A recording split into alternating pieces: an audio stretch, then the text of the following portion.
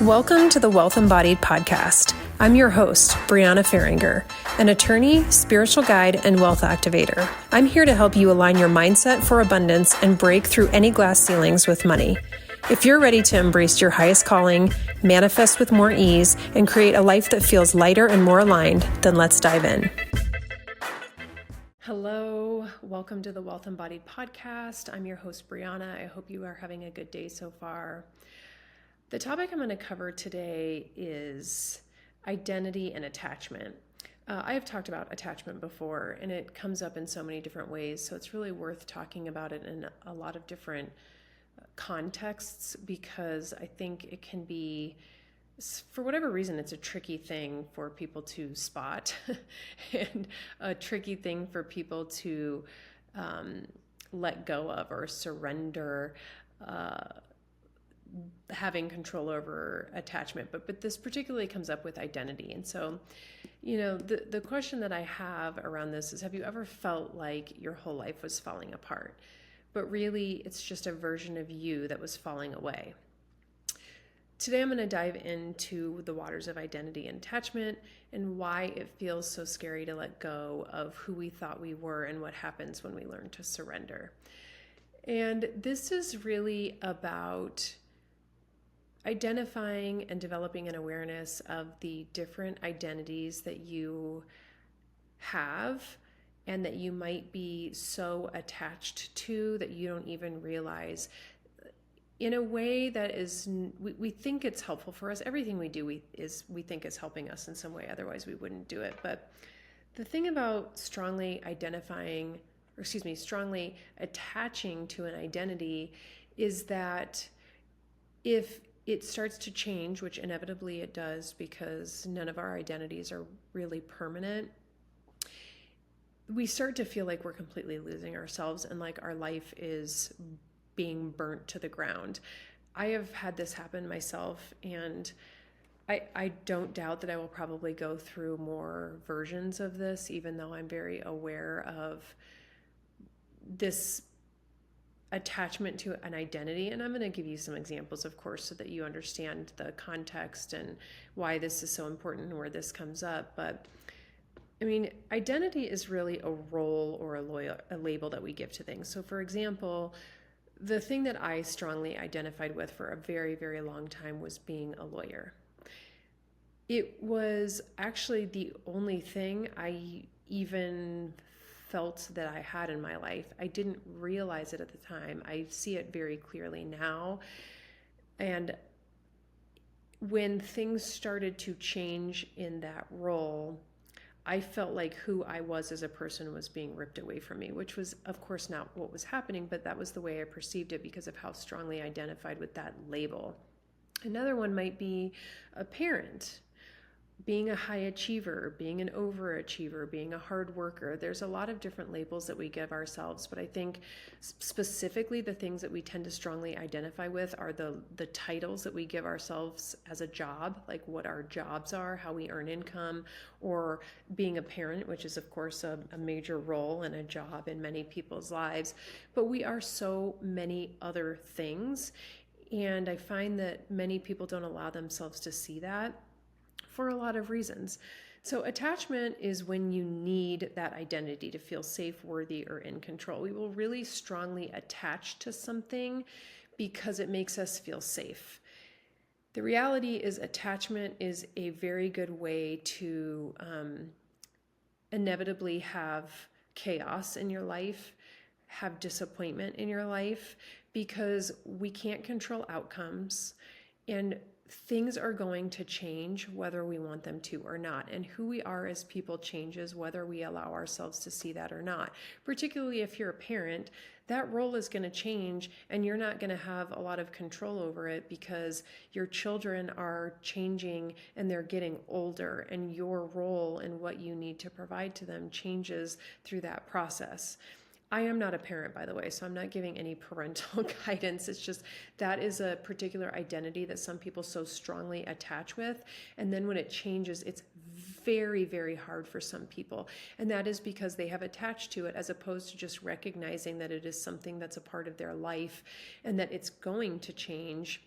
and actually surrendering to it, as opposed to holding on to it with such a tight grip that they are not willing to allow it to change. It's a lot easier to allow change to happen than it is to try to control it. We just don't recognize that when we're in it. And the problem comes when we confuse our identity with our essence. So our identity, I would think of this as like the clothes that you wear, not because your clothes are your identity, but just think about this. Your identity changes. Who you are at your core, at your soul, your foundation, that's your essence. That's who you are as a person. That doesn't change just because you gave yourself a title. Like the person that I am deep down inside and who I know I am and the values that I have and the things that are important to me doesn't change just because I call myself a lawyer or a spiritual guide. That is one or two things that I do in my life, but that doesn't define who I am as a person. And so this really comes down to what is an identity that you have versus what is your essence. When you are making your identity your essence, it is going to be catastrophic when the identity starts to change, because you are going to start to feel like you are losing the entirety of yourself when that's really not what's happening. And so, I mean, attachment is something that is a really hard thing to, I think it can be hard to identify sometimes, because people confuse attachment with wanting something or loving something. You can love something without being attached to it. You can want something without being so attached to the outcome that you can't realize any other way of it happening. We can't control outcomes. The sooner that you realize that, the better.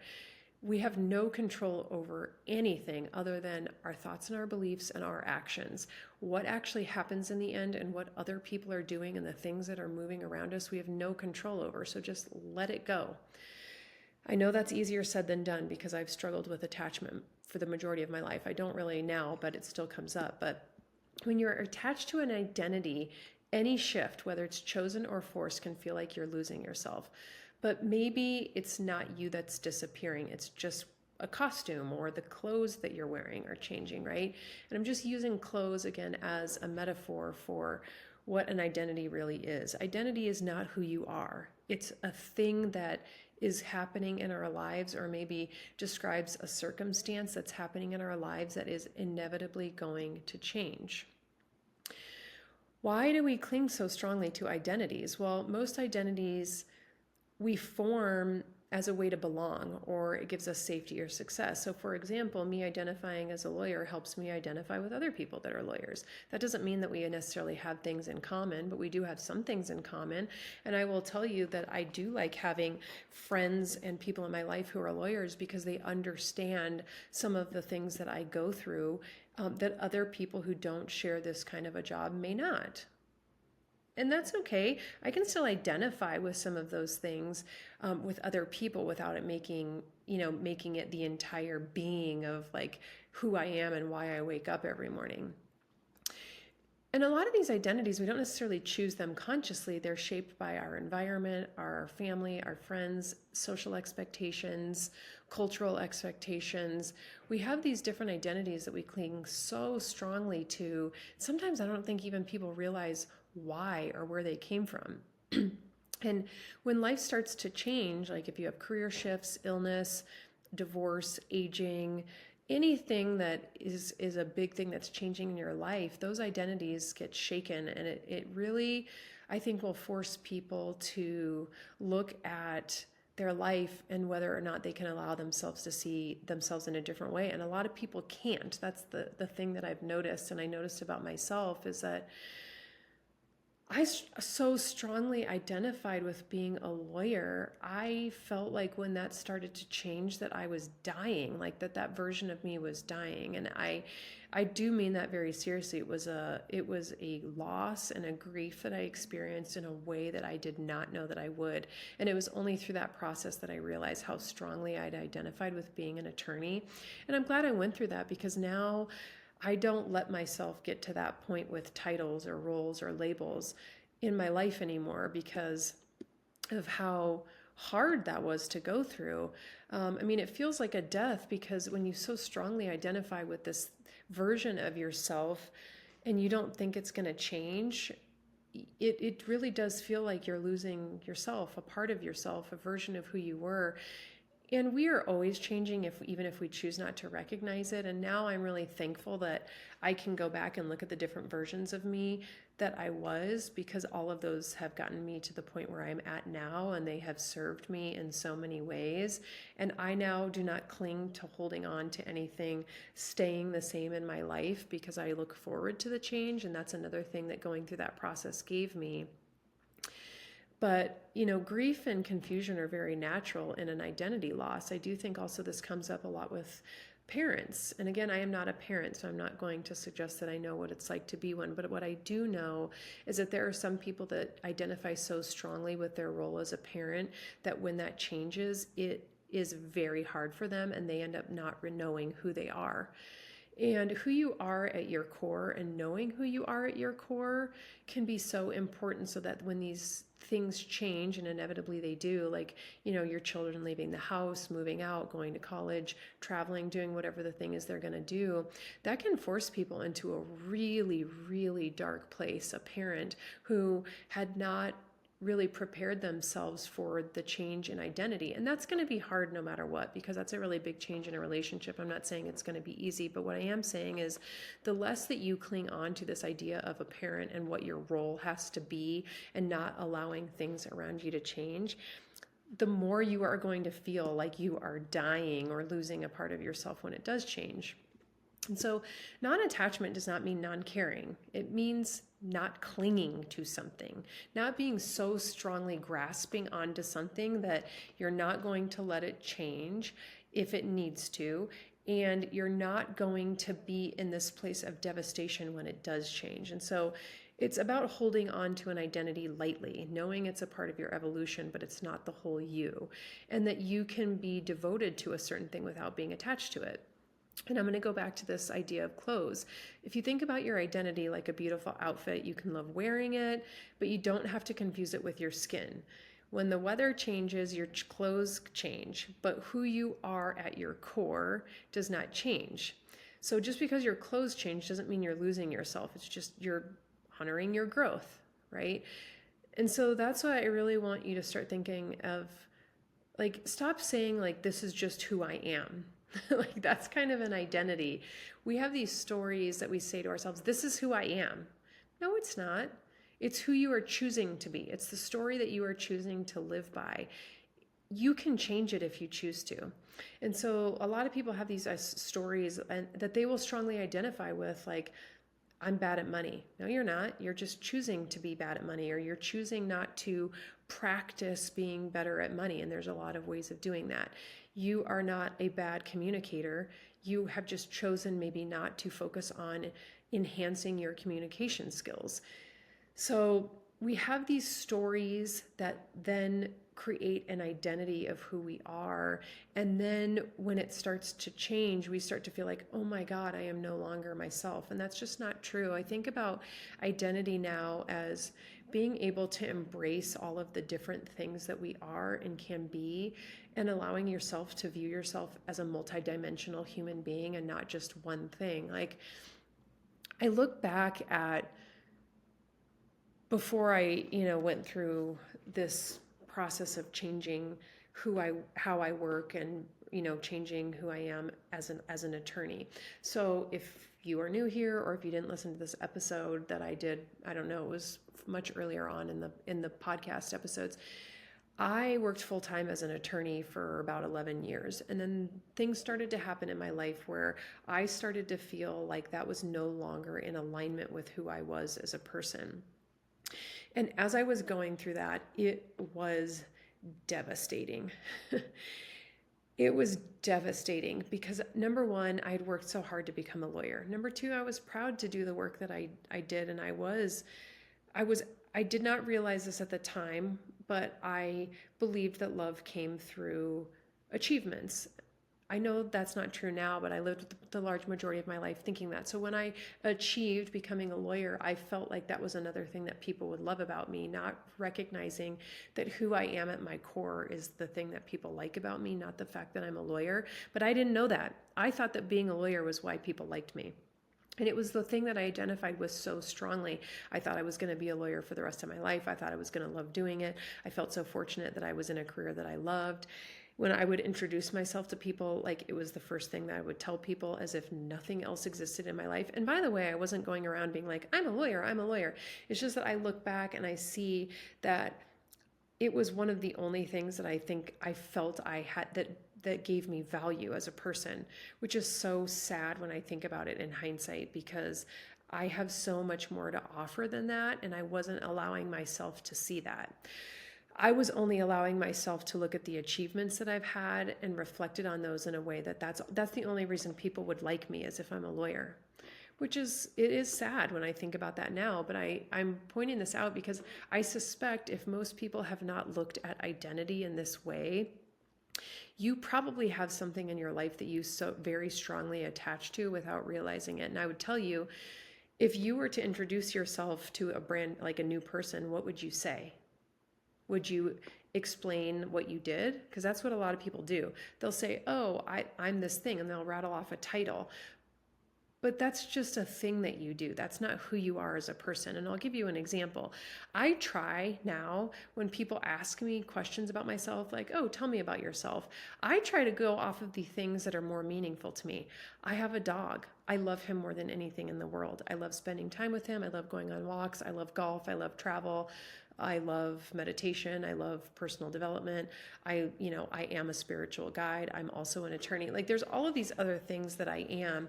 And I encourage you to think about, when trying to think about the identities that you attach to, it's probably the ones that you initially want to tell a stranger. And so I really try to think of how can I explain myself to people without identifying my titles, because that's not who I am. That's just a thing that I do. It's a component of my life, but that's not who I am at my core. That's not who I am at my essence. That's just a mask I'm putting on, or clothing, right? It's a label. That's not who I am. I'm so much more than an attorney. I'm so much more than a money mindset guide. I'm so much more than a spiritual guide. Those are the titles that I have. Those are titles that I call myself to explain what I do to make money or to help people. That's not who I am. At my core, I am curious. I'm open. I'm fun. I'm funny. I'm lighthearted. I'm excited about all of the opportunities that the universe can bring my way. I love animals. I love my dog more than anything in the world. I love having the freedom to make my life up as I choose without being constricted by other people's schedules or working underneath somebody else. There's all of these things that I am that I did not allow myself to see because I was a lawyer. And it's so silly now when I think about it, but it's an important thing to think about because we do all identify with things very strongly in that way. And what I would ask is, how can you start to surrender to things being different than the way you viewed yourself? Surrender is not a weakness. It's honestly the way that you bridge where you are now to the next version of yourself, and what I would call the best version of yourself. Surrender is wisdom. It's when you stop resisting what's happening and you just stop fighting the inevitable, which is change. You don't have control over what happens. You don't have control over things changing. You have control over how you respond to it. And I have found that surrendering is just the easiest way. Surrendering is not giving up, by the way. It's just saying, okay, I'm going to focus on the things I have the power to control, which are my thoughts and my beliefs and the actions that I take. And everything else, I am just going to surrender to the way it unfolds. When you surrender, you create space for the next version of yourself to come through. It's uncomfortable, but if you are not uncomfortable, your life is not going to get better. And it's where the most transformation begins. And so recognizing where you are very strongly holding on to an identity that maybe you don't even align with anymore, that's another thing that happens. People will hold on to these identities because they've told themselves this is who I am, and it's doesn't even fit with the version of who they are now. They just keep trying to make it so. Like, where can you recognize where things want to fall away? You're not burning down, you're becoming a better version of yourself. And what's falling away isn't the real you. It's just a version of you that got you here and needs to be let go of, or needs to be allowed to change so that you can become the next version of yourself. So a couple of things I would think about in this area is, what identity am I most attached to right now? There's probably one or two, is my guess. I don't know. If you've done a lot of identity work, maybe this is not a thing for you, but I always think it's worth revisiting, because who we are changes and who we see ourselves as change. By the way, if you don't know what you're identifying with, or you don't know, even better, if you don't know what other things you are, or what your value is in the world, ask somebody who you trust. Ask a person in your life who you trust and say, look, I am trying to get a better idea of who I am at my core, and I'm having a hard time seeing myself for who I really am. Would you be willing to share some things about me, like some nice traits about me, or who you see me as, or maybe what are things that you see me as being strong in, something like that, so that you can start to develop a sense for yourself by getting information from an outsider. If you don't have a single person in your life that you can do this with, step number one is trying to find better people in your life. There should be one person that you trust enough to say, hey, I really value your input, and I would love it if you would reflect back to me maybe why you're friends with me, or some of the things that you really like about me, so that I can get a better sense of what are all the ways that I contribute to the world without labeling myself in these ways, like as an accountant, as a lawyer, as the thing you do, right? And what would it mean to let go of attaching to some of these things? Honestly, as I say that, I can feel my whole body relaxing. When we are so tightly gripped onto things, I would think of it like clenching your fists. If you are holding onto so tightly, it doesn't feel good. You need to let go. Your hands need to release. I know that if people are listening to this, you can't see me, but these videos are posted on YouTube. Like, just for a moment, clench your fists. Imagine going through your entire life like that, clenching your fists. That's how your body feels when you are constantly clinging and grasping and holding on to things that want to be released. When you just be like, okay, I'm going to let my fingers go and just let them be free. That's how your body wants to feel. It wants to be free of the constriction and the stress and the tightness that it holds when we're so constantly grasping onto things and trying to control outcomes and identities. When I say that, what would it mean to soften your grip? Just like let it go. Feel how nice that feels to just feel some release. That's an important thing to notice, because when you're attached to things, your body feels tight, and you may not even realize it because you're constantly doing it.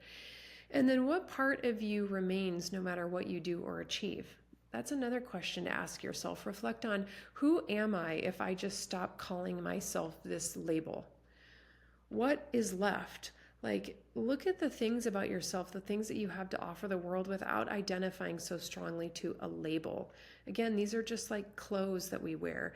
They can change. You can change the clothes you wear anytime you want. But when you are like, no, I have to keep wearing the same outfit every single day. I mean, I will say, like, there are people who their identities are seen through their clothing. Who is it? Is it, if I'm saying the wrong person, I'm sorry, but is it Bill Gates or no, Steve Jobs, who wore a black shirt and like jeans every day? That kind of became how people identified him, because he wore the same thing every day. That doesn't mean he identified himself as a person who only wears a black shirt and jeans. I actually think he did that so that he wouldn't identify so strongly with any one thing. Like, when you just simplify things for yourself, like what you wear, if you're just like, I'm going to put on a black shirt and jeans today, you actually can eliminate a lot of the ways that we choose to identify ourselves. So just something to think about. Who are you if you were to just strip away this label and say, this is no longer my thing, or this is no longer a part of my life? What's left? Because that's who you are at your essence. It's not what you do. It's not your title. It's not the thing that you identify with. That's just a part of who you are and how you move through the world.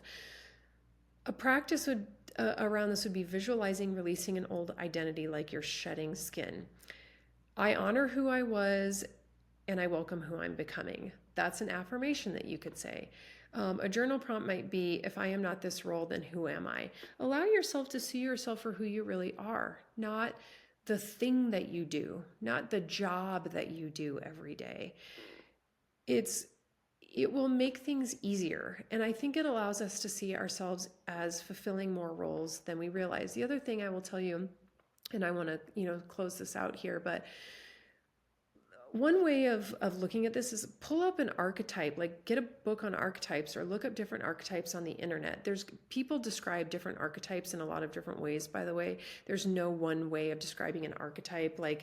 There's a warrior, there's a nurturer, there's a mother, there's a overachiever. Like there's so many different archetypes, and how people explain them are different. I would just look up a system that feels aligned for you. But there's something really valuable about looking at archetypes, which is you will typically very strongly identify with certain archetypes. It's the ones that you don't identify with strongly that you can, where there's a lot of growth and a lot of movement that can be made in your life. If you start to say like, oh, I don't view myself as the nurturer, or I don't view myself as the teacher, but because I'm not strong in those are areas that I would want to focus on trying to bring into my life.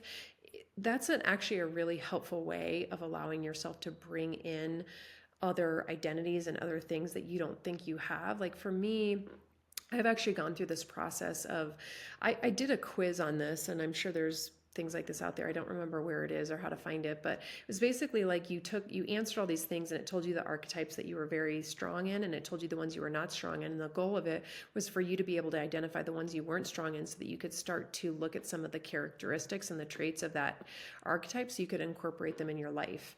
It's about trying to practice skills or identifying with areas of your life where maybe you're not so strong in them, so you're going to bring them in, as opposed to saying, well, I'm only strong in these areas and I'm just going to focus on them. It allows you for a lot of growth. That's why I'm bringing that up. But archetypes can be a way of helping you see like, oh, where can I pick up some other strengths? Let me look at these archetypes that I don't initially identify with. And that's another practice that you can do. But I want to just end this out by saying you are not the roles that you have played. You are not the title. You are not the identities that you've worn. You are the soul that's evolving beneath it all. At your essence is your soul, your core, who you are. It's not what you do for a living. It's not that you're a parent. It's not that you're X, Y, and Z. It's your soul. It's your essence. And the more you allow old identities and things that don't serve you anymore to fall away, the more you can make space for a life that feels more aligned and more you. So I really hope that you found this helpful today. Thank you so much for listening. Have a good day. Bye. Hey, before you go, would you love to receive my 3-step masterclass to easily create and hold wealth for free? It's called Effortless Money, and it includes the exact framework to start attracting money effortlessly and manifesting abundance with more ease. If you want it for free, all you have to do is leave an honest review of the Wealth Embodied podcast, take a screenshot of this episode and put it in your Instagram stories and tag me at Brianna_Faringer, and we will send you the free Effortless Money Masterclass.